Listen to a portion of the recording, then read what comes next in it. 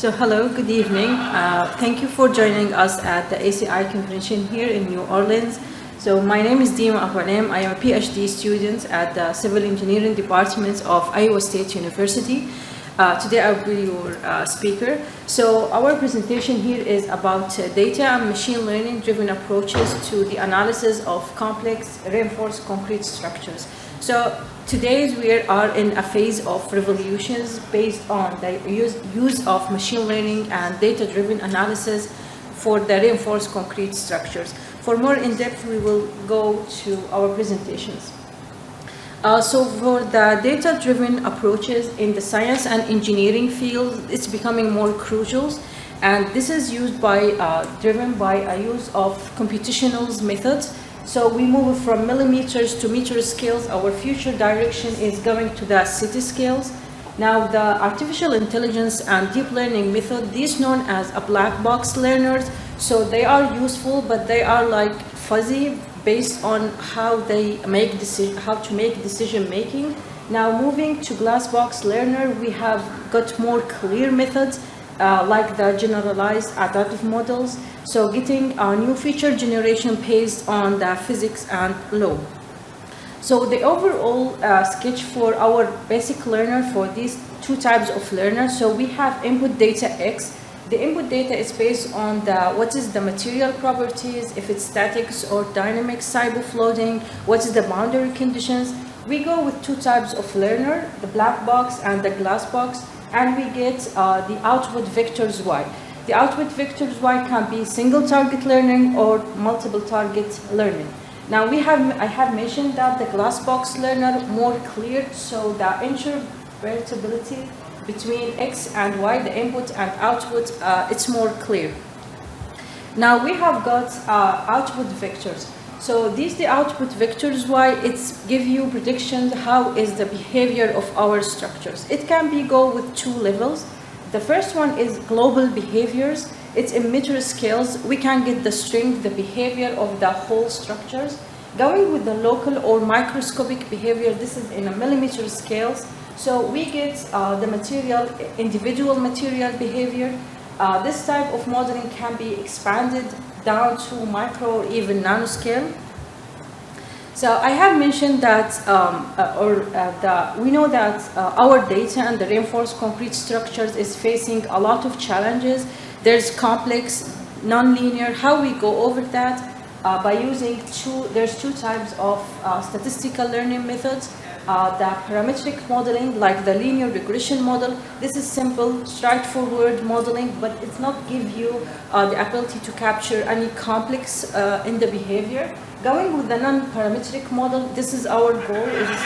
We go with the generalized adaptive models, the JAM methods. This is give us more flexibility to study the complexity and non-linear behavior on the structures. So what is generalized adaptive models? This is a type of non-parametric tools from the late of 18th.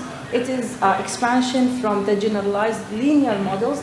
It includes the summations of smooth functions, f of x. Their strength is based on the use of base functions, p sub g, times the weight of it. So there's two types of JAM methods, which is two types of regression splines. There's the cubic and the thin plate regression splines. Now the cubic regression, we can see that they are like connections of multiple cubic polynomial functions, and there's the knot, which is the intersection between them. So this type of regression spline, it's required from you to select where is the knot location, where is the section between them, the intersection points. If we go to see the plot for the thin plates on the other side, we can see that it's captured more complex shapes, and in this type of regression, you don't need to select the knot location. Now we have gone to test the behavior for reinforced concrete shear walls. We go with 6 types of walls. There was 5 rectangle walls and 1 U-shaped wall. What we have got, we compare it with results from a real experiment from Oracle and Walls 2006. What we have got is we use JAM methods, the cubic and the thin. And we also add, you can see the VEEL. This is the high multi-scale finite element, virtual finite element analysis. What we can see from the plots that the VEL give a very similar behavior to the real experiment, so it's captured what is the behavior of the reinforced concrete shear wall. We can see this is loop, so this means that there's loading and unloading, so this is type of seismic behavior simulation. So what's the strength of this method is, what is the variables, what is the best combination between these variables for the two methods. We have got that for the cubic regressions, the combination of 6 variables, adding the wall length for the thin plate regression make much better best combination for it. Please, for more details about that, please refer to our published paper at the bottom of the slide. We have also going for the prediction of the behavior using the prediction clustering tree. So prediction clustering tree is mainly ensemble of many decision tree. Each decision tree includes a root node, the root node, branch, and leaves, with each one of them has a specific conditions. We got to make a prediction expression, which at the bottom is each conditions times the weight. The average of each single prediction of the tree will make the final prediction. This is very accurate type of predictions. This is easy to construct and interpret, and also it gives us high efficiency when there's uncertainty in the prediction. So for the multiple target regression models, we have used the force displacement plot that we have got from our results to make multiple target, what is the behavior of the global behavior. So what we have done at first, we make extraction for the outermost point from the force displacement plot. We go with 46 points. Then going with the least square method, this is for fitting the data. We go with parameterization for the capacity to curve for third degree polynomial functions. Then we got these data, we want to train these data. Training these data, we enrich the input features to 32 features with 8 target variables, 4 variables in the positive region and the others for the negative one. Then we make predictions for multi-target predictions using a class. This is type of open source. This is open source type softwares that can make predictions, and we go with drawing what is the capacity curve from the results. We have a study what is the uncertainty of predictions and quantifications by the method of post-strap. So we go with 95% confidence intervals. We can see from the plot, this method gives 2 boundaries. There's upper boundary and the lower boundary. Our goal is the features that unknown is going to fall between these 2 boundaries. Now we have compared our result with a real experiment. It's from Pear et al. 2008, and we have found that our result is very close to the real experiment results. For more details, please refer to our research paper that's been published. Now for deep learning network, this is a very useful tool for predicting the behavior of the structures. So when it's single or even if it's a multiple target behavior, so we have input X going through neurons, neurons layers, multi-layer of neurons, and we have output Y. Now there is error, backward propagations. The error that means that we have iterative process.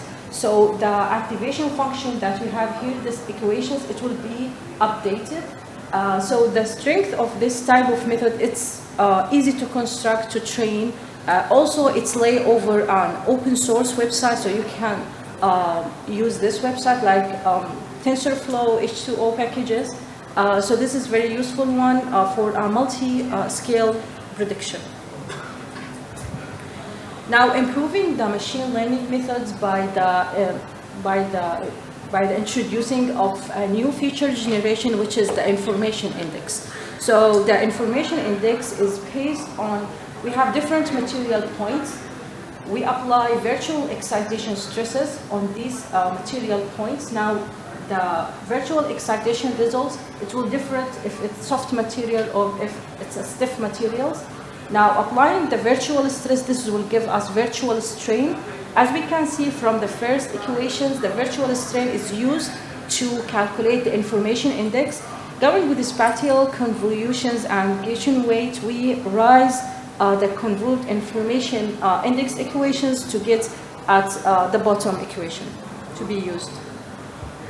I'm sorry, I haven't forgot to mention something here is that the information index here, it is adjusting to the heterogeneity and the different boundary conditions. So dealing with different boundary conditions, we have gone with bar with fixed at the bottom, free at the other end. So we want to get to know what the physical meaning of the information index. Now we can see that if we are close to the fixed bottom, as we can see in plot C, there's no deformations. So that means our material is a stiff material that can deform. Now going up to the free end, we are closer to get deformation from B to A. We start to see some deformations, and A means that we are like away from the fixed bottoms. Now at the bottom, D, E, F, it is here we going to compare based on the stiffness. The difference is in the stiffness between the outer materials and the embedded one. We can see as we increase the difference, then we got some deformations, as we can see in F. Now this is for different boundary conditions. Now dealing with the difference in the heterogeneity of materials. So we have study a soft body with a randomly scattered stiff cube inside. We take section A prime, as we can see in plot A. From B and C, we can see as we decrease L, which is the influence range, we can see we got sharp in the heterogeneity. So more than mean our material is different in their behavior and in their property. And as we increase L, we can see it's more smooth, not give us too much information about that. Please, for more detail about the data and program and theory, please refer to our published paper at the bottom. So at the first, we have mentioned that we want to move to glass box learner. So how to use the glass box learner here? So we got information index. We defined that our materials has different internal points. We have quantified what is the boundary conditions, what the heterogeneity is in our material. It's not affected by any external stresses. So we want to get what is the relation between the information index and the model parameters and the model parameter materials C. Here C is the material coefficients. We link these two by what's called link function. So link function gives us more interpretability to get what is the hidden relation between these two variables, and using Bayesian evolution algorithm for updating for our model parameters. So this link function is we can go with two learning rules. It can be two parameters, exponential link function or cubic regression spline based on link function. What's the difference between these two? We can see the exponential link function is based in two variables, A1, A2, while the cubic regression here, the cubic regression, I have mentioned this previously. Here it's not regression purpose. No, in this part we want to get what is the hidden relationship between the information index and the material model. So going with the exponential link function, we can see there's A1, A2. So what's the effect is changing, how is the shape and the growth rate, and how is the amplitude is changing. Now in A1 we can see that as we decrease the link function, we get a concave up shape, and increasing the link function over 1, we have convex shape. For the amplitude changing, A2 is affecting on the amplitude. As we increase above 1, we got more sharp shape. Now this is changing for the cubic regression spline. As this type is based, I have mentioned that it's not two variables, many variables. So we can see, we have gone with, at the bottom we can see maximum 1, maximum 10, 2 maximums. So these type of scenarios that we change the A parameters, the value, to get what is the higher value that we can have. So we got increasing, and in the second one we got maximum at one peak, and it's going. So here also this is give indication of the same thing that I have mentioned. This is summations of smooth functions, pace times the weight. Now studying what is the parameters of concrete, we have two types of modeling, the three-dimensional nonlinear shear model and three-dimensional crack models. We have studied both of them. We have these two equations. We can see by calculating the normal strain and tangent shear stiffness. We have three equations to go with. The equation, as we can see, it's based on strain, stresses, but what is highlighted in red, these type of coefficients that is based on calibrations of the experiment data. So this is a human intervention. So these three parameters, we can see beta. Beta is the strength enhancement. From the plot, we can see as we increase beta, we can see that the stress decrease and the strain also going to shift to the left. So this is more brittle material. Going with the other coefficient, this is coefficient for nonlinear shear stresses of crack concrete. As we can see from the plot is as we increase the C sub CS, we can see it's more sharp, so more decreasing on the shear stresses. Mu here, the last coefficient, this is a frictions between the crack surfaces. We can see it's based on the tangent shear and the strain. As we increase mu, we can see that the tangent stiffness is decreasing.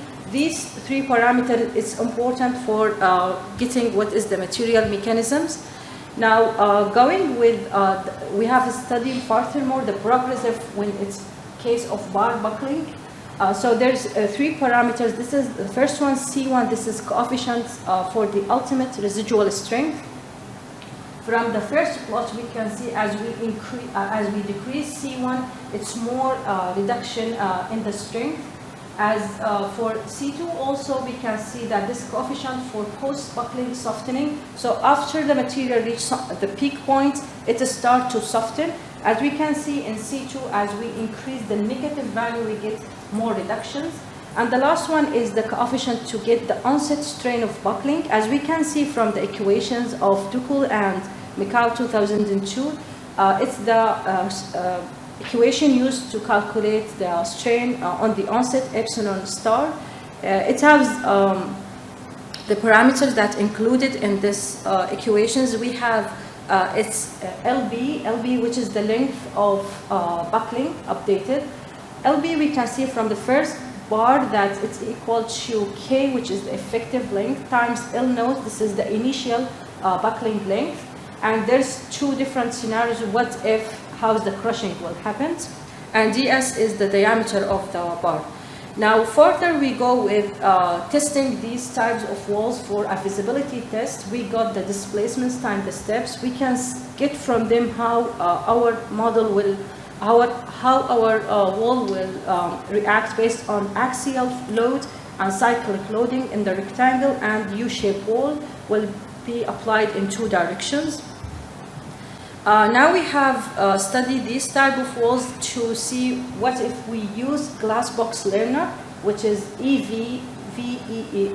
This is the use for it. We compare it by the experiments. What we have got, if you see in the plot H, this is the error. We can see that EV, the glass box learner, give more accurate, less error, so give much better error than the virtual finite elements analysis. Going to study the glass box approaches to capture the nonlinearity in the behavior, the damages. We have the U-shaped wall. We have a study the bars at the outermost point A, B, C, D, as we can see. We have got the stress strain curves. We can see at the red line, this is the onset of buckling where the bars start to buckle. From these graph plots, we can get two things. What is the dissipation of energy? This is important. And how much, if the material is ductile or not. From B and C, we compare our results with the real experiment data from Pear et al. 2002. Please refer to our published paper for more information. Now, what we have got to know that the glass box machine learning method, this is expandable. So we can add more mechanism to it. We can study more. So this is more flexible and interpretable type of method. So I have mentioned in the first slide that our future direction is the digital twin. So what's digital twin? So digital twin is a virtual representation for a physical object. The object can be process, can be systems, and this is the core of the digital twin is it bidirectional flow of information. So that means digital, the virtual and the physical one, it's updating each other automatically. So based on the flowing if data, if it's automatic or manual, this is what categorizes it to digital model, digital shadow, or digital twin. So the digital model, basically that there is no any updating or real time. So just we have physical objects and we make simulation of it. So this is digital model. If it's a unidirection, we have physical and we make move with automatic flow of motion. This is give us digital shadow without vice versa. Our goal, our core interest is in the digital twin with the bidirectional data of flowing. So we want to focus on this part. Now, the digital twin, it can be for different level. So it can be individual components. That means it's a single element, like a column in a building. So we want to simulate this one. Now the combinations of multiple single elements, this is what we have the system level. Now different system levels with unique functional property, this is what will build the urban or city level. Going on the nation or global, this is more complex level. Now data collection methods, it's different. We can see we can use the data-driven method, the cloud computing. What is highlighted is the Internet of Things. This is a new type of method that is growing and more to be used. These type of devices that collect the data, process the data, and transform this data through Internet 4G network. So here I want to mention one of the case study that we are interested in. This is from Pro et al. 2022. So Pro, the authors, they have studied the structural health monitoring for a railway bridge. We can see from the photo here at the right side that they have installed a fiber optic sensors, accelerometers for capturing all the data through construction of this bridge. After that, all of these data have been stored in a mini computer that's been set on the bridge, using to store the layer. Then we have how we transfer. They transfer the layer with a 4G network to a cloud server platforms. After that, we go with what we have make digitalization for this bridge. Going with finite elements analysis, structural analysis, we want to get what is the behavior, what is the health of this bridge, and view this one with a three-dimensional dashboard, so the users can interact and understand this model more. So at the last, I want to mention some topics that I have moved on. This is the data and machine learning approaches is growing in this field. It's an important one. Using the glass box give more flexibility to capture more behavior and for different boundary condition and heterogeneity in the prediction. What is going is we are focusing now on the digital twin. We want to get to use this type of modeling because this is a transformative framework that gives a real-time updating for the model to capture more real behavior. I want here to thank you so much for being here. For more program, for more understanding, or feel free please to contact us at our email. I want to acknowledge for the generous support from the National Science Foundations. These some relevant publication you can find here for more information. thank you so much for attending and being here. And if there's any question, please.